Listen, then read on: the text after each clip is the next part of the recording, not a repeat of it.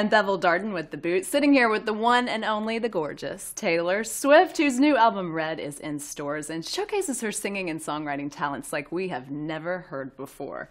The album is already a huge success as its first single, We Are Never Ever Getting Back Together, hit #1 in 32 countries. It made history as the biggest selling digital single in 1 week ever for a female artist. This sassy song is just the first of many hits we're going to hear on Red, and we're here to talk to Taylor about some of those hits. That was so nice. Thank you. Thank you. Well, Red is not just a color, it's a feeling. Tell me how you decided to name the album Red. Red, calling the album that kind of came from a song that I wrote. And immediately after I wrote the song, I knew that we had to title the album after that song. And it's a song called Red that kind of correlates these emotions with different colors. And, losing someone is kind of categorized as blue in that song. Missing someone is dark gray, but it says loving him was red.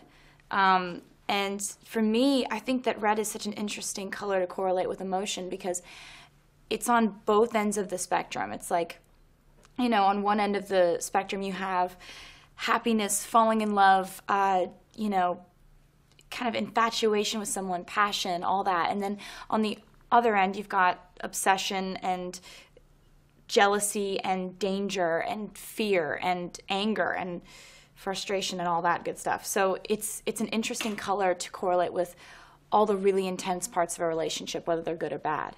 Well, you mentioned obsession and infatuation. Your fans are obsessed with trying to figure out who your songs are about. And it's actually brilliant on your part not to reveal it because it gets people talking. But I'm sure you have several reasons behind not revealing the names behind the lyrics. I think the reason mostly that I choose not to reveal it is because it's one thing I get to hold on to.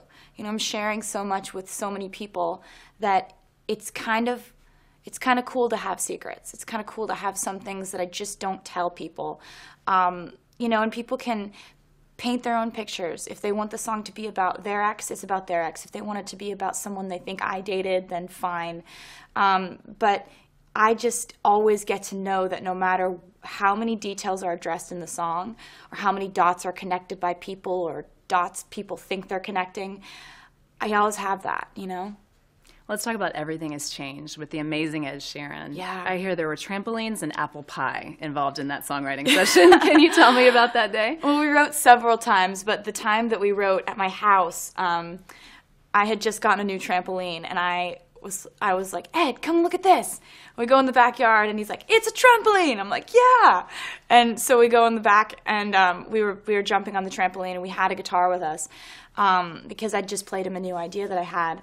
And we sat there on the trampoline and kind of worked through this idea called Everything Has Changed. And it's about the idea that you could see someone and all of a sudden your entire perspective changes and you're thinking for two instead of one.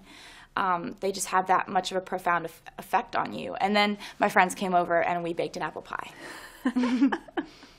Well, I Knew You Were Trouble is another one of my favorites on the album. Thank you. The guy's the villain, but the girl doesn't dodge blame for not reading the warning signs about the guy. What's the message that you want to come loud and clear through that song? I think, I've written about shame on you, you broke my heart, but I've never written about shame on me, you broke my heart. I knew when you walked in that you were going to be complete bad news, and I ran towards you anyway.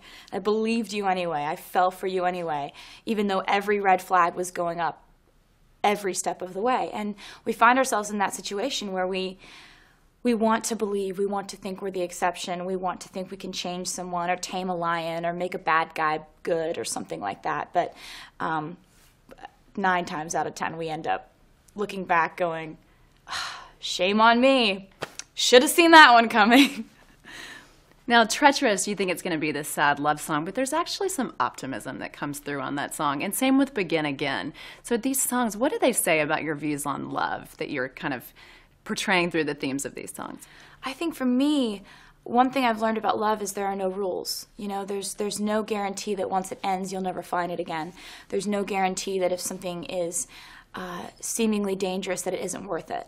And so, Treacherous kind of addresses that. It's about this feeling of kind of impending danger, but you enjoy the rush of it and you enjoy the thrill of it. And being with that person, you know, is maybe complicated or difficult or something like that. But it's got these lines in the end where it talks about how there's a line that says, "Nothing safe is worth the drive." And I think that was one of my favorite lines. When I was writing that song with Dan Wilson, it just kind of popped for both of us. Well, you've done what so few artists can do, and that's develop not only a fan base, but a lot of respect in both the pop and country worlds. But given that, is it also a little bit daunting to have so many people to please when you're making an album? That's a really interesting question. I don't think people usually word it that way.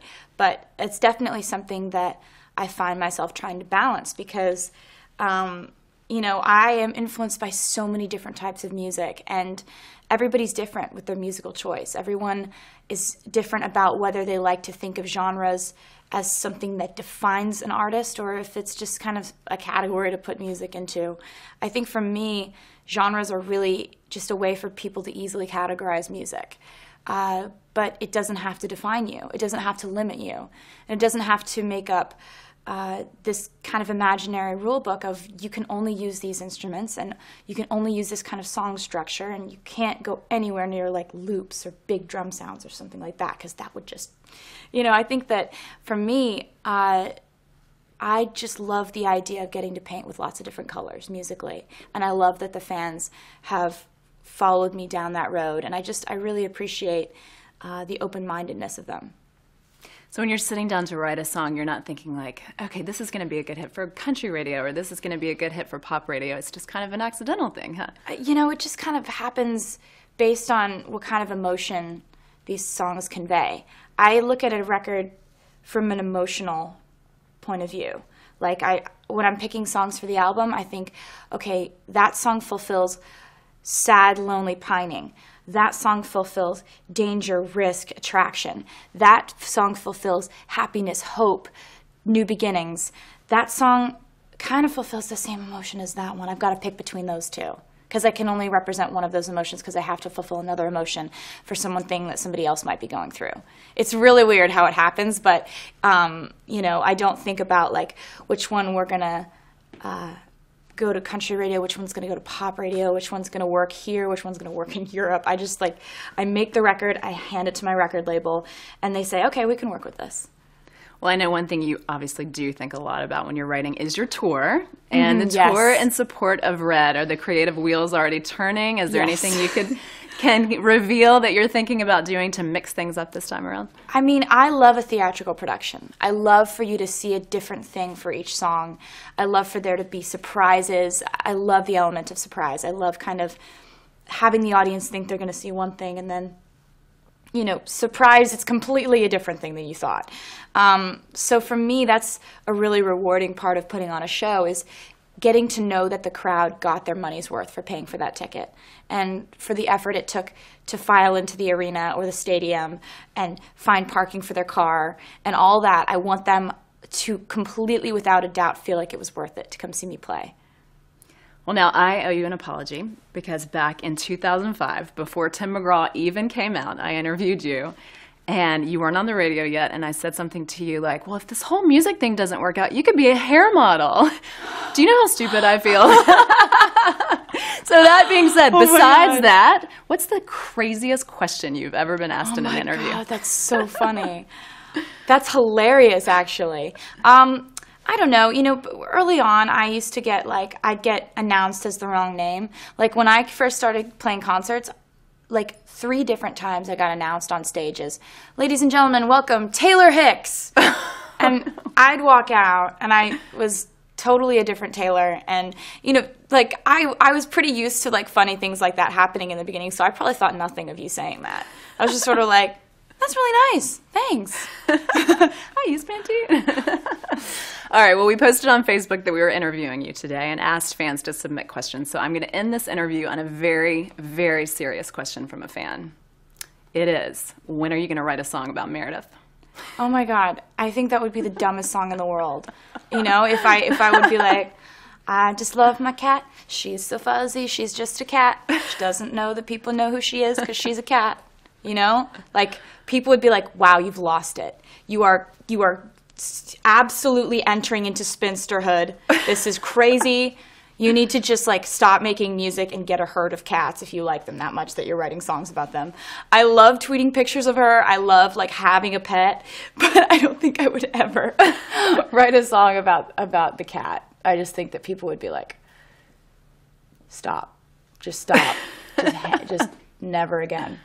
Well, you guys were really sorry, but there is no song about Meredith on Red. I think but you it just is heard it. a fantastic album. Go get it. Taylor, thank you so much. Thank you.